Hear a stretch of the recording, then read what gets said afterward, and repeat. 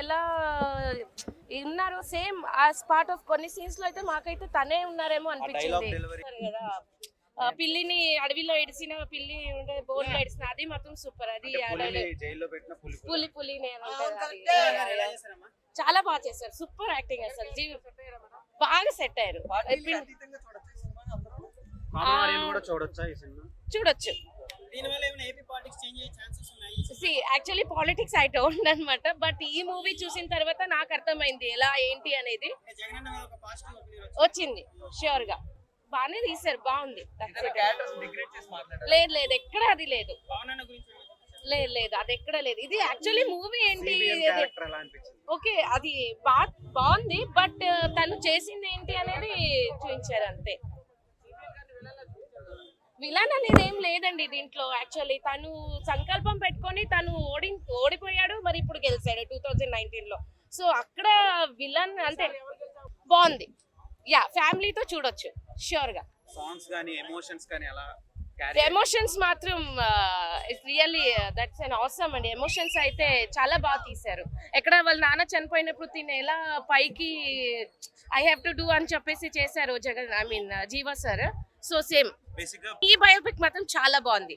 Jagan sir అంటే జీవా ఇది చేశాడు కదా biopic, that is an awesome అండి. షర్మిలా గారు ఒక విజయమ్మ లాగానే బోనుగా సపోర్ట్ చేశారు, తిరిగారు. మరి అది ఏమైందో తెలియదు. డైరెక్టర్ గారికి మరి అది వద్దు అనుకున్నారా? ఇంకా జగన్ గారి పాజిటివ్ వైబ్స్ 100% చూపించలేదండి. చాలా ప్లస్ అయ్యేది. జగన్ గారి పాజిటివ్ వైబ్స్ 50% చూపించారు. జగన్ గారి మొండితనం కూడా 50% చూపించారు. జగన్ ఏంటంటే అందరికీ ఫ్రీ స్కీమ్స్ ఇచ్చి డబ్బులు ఇచ్చి తిట్టించుకుంటున్నాడండి. ఫస్ట్ అవి మానుకోవాలి. జగన్ డెవలప్మెంట్ మీద పెట్టుకోవాలా. 3 స్కీమ్లు ఫ్రీగా ఇచ్చేయాలి. అగ్రికల్చర్కు, ఎడ్యుకేషన్కి, హాస్పిటాలిటీకి. ఆ 3 ఇచ్చేసి మిగతా డెవలప్మెంట్ పెట్టుకుంటే జగన్ని కొట్టే మొగోడు లేడండి. గవర్నమెంట్ చాలా బాగుందండి. చాలా షర్మిలా క్యారెక్టర్ లేదండి. అంటే అది డైరెక్టర్ గారి పర్సనల్ మోటో కదండి, మనం ఏం చెప్పలేము. షర్మిలా గారిది తీసేయమంటే అంటే జగన్ ఏం చెప్పాడు కదండి షర్మిలా తీసేయండి అది ఇదని. ఆ డైరెక్టర్ పర్సనల్ ఇష్యూ అది, మనం ఏం చెప్పలేం కదా. అది సినిమా ఓవరాల్గా అయితే సినిమా చాలా బాగుంది, నీట్గా ఉంది. చంద్రబాబు నాయుడుని కూడా ఏం ఎక్కువ నెగిటివ్ చేయలేదు. ఏం జరిగిందో అదే చూపించారు, ఇంకా తక్కువే చూపించారు. ఎందుకు లేదు, సోనియా గాంధీ ఆల్రెడీ నెగిటివే కదండి, అందరికి తెలిసిందే కదా. ఈరోజు కొత్తగా ఏం కాదు కదా. 2019లో సీఎం అవ్వడం జరిగింది. అసలు ఇదండి స్టోరీ. సీఎం ఎలా అయ్యాడు. ఒక ఇప్పుడు సినిమా అంటే అన్ని వర్గాల ప్రేక్షకులు చూస్తారు. అవునండి. సో అపోజిషన్ పార్టీకి ఇది ఎంతవరకు సమాధానంలా ఉంటది? రెండోది వైసీపీ సపోర్టర్స్ దీన్ని ఎలా తీసుకుంటారు?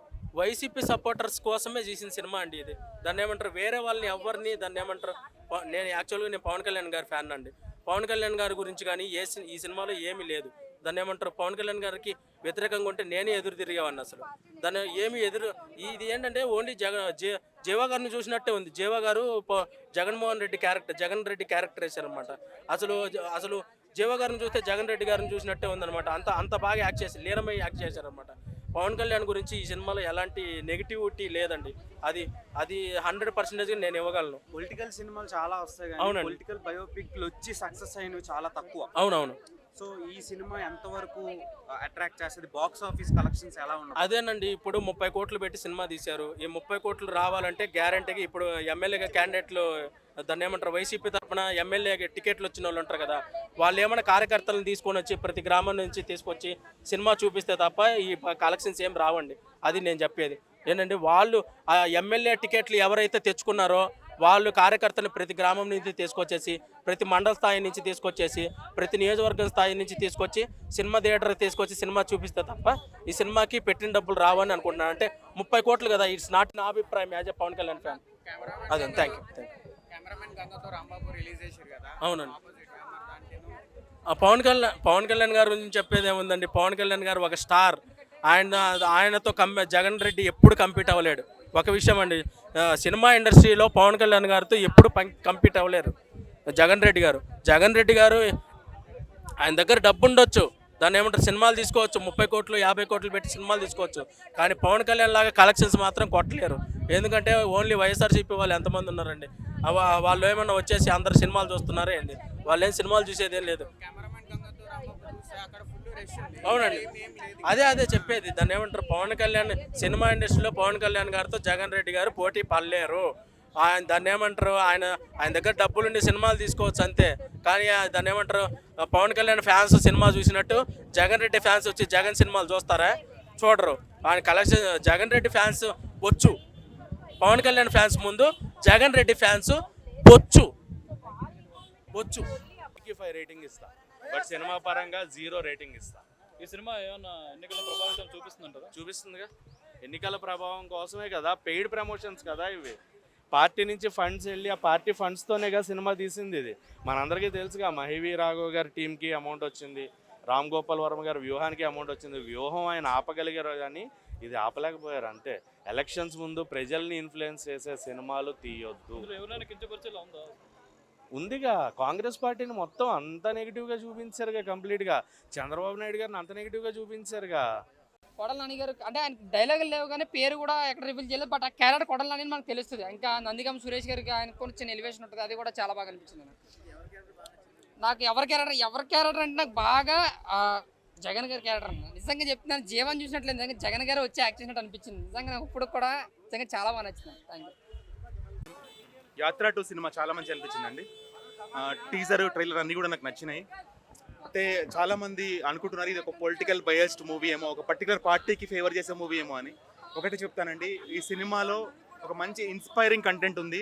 ఆ ఇన్స్పిరేషన్ కేవలం ఒక పర్టికులర్ పార్టీకి అనే కాదు, ఏ పార్టీ వాళ్ళు ఈ సినిమా చూసినా వాళ్ళకి ఇన్స్పిరేషన్ దొరుకుతుంది.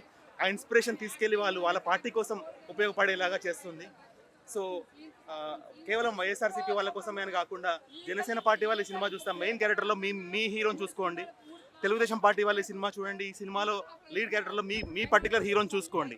అంతేగాని ఇలాంటి మంచి సినిమాని మన సినిమా కాదేమో అని వదిలేస్తే మీరు ఎంతో అంత ఇన్స్పిరేషన్ని మిస్ అవుతారని నేను చెప్తాను.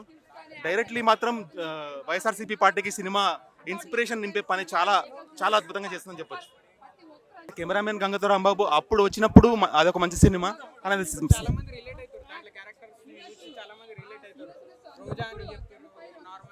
అంటే ఇప్పుడున్న సిచ్యువేషన్స్ మీద ఇంకో సినిమా ఉంటే బాగుండేది, ఇంకొక అప్డేటెడ్ సినిమా ఉంటే బాగుండేది. అప్పటి సినిమా కదా, నేను అదే అంటున్నా. ఇప్పుడు ఆల్రెడీ యూట్యూబ్లో ఉన్న సినిమాని థియేటర్కి వచ్చి ఫ్యాన్స్ చూస్తారు కానీ జనరల్ పబ్లిక్ రారు కదా. నేను అదే అంటున్నా అండి, రిలీజ్ చేసినప్పుడు ఫ్యాన్సే చూస్తారు కానీ యూట్యూబ్లో అవైలబుల్ ఉన్న సినిమాని థియేటర్కి వచ్చి చూసేది ఫ్యాన్సే కదా, ఎంజాయ్ చేయడానికి. సో జనరల్ పబ్లిక్లోకి బాగా వెళ్ళాలంటే ఇప్పుడున్న సిచ్యువేషన్స్తో రిలేట్ చేస్తే ఇంకో సినిమా వచ్చి ఉంటే బాగుండేది. అలా ఎలా అనుకుంటాము, ఆ సినిమా కూడా నడుస్తుంది. ఇప్పుడు ఈ సినిమా హౌస్ఫుల్ అయింది కదా, నెక్స్ట్ కూడా హౌస్ఫుల్ అయింది. ఇప్పుడు మంచి ఇన్స్పైరింగ్ కంటెంట్ ఉన్నప్పుడు ఏ సినిమాకైనా ఆడియన్స్ ఉంటారండి. సినిమాలో ఇన్స్పిరేషనల్ కంటెంట్ ఉంటాయి. ఇప్పుడు మనకు మనం జీవితంలో ఓడిపోయాము, ఇంకే మనకు దిక్కులేదన్న సిచ్యువేషన్ నుంచి పైకి రావడం అనేది ప్రతి మనిషికి కావాల్సిన ఇన్స్పిరేషనే కదా, అది సినిమాలో పుష్కలంగా ఉంది.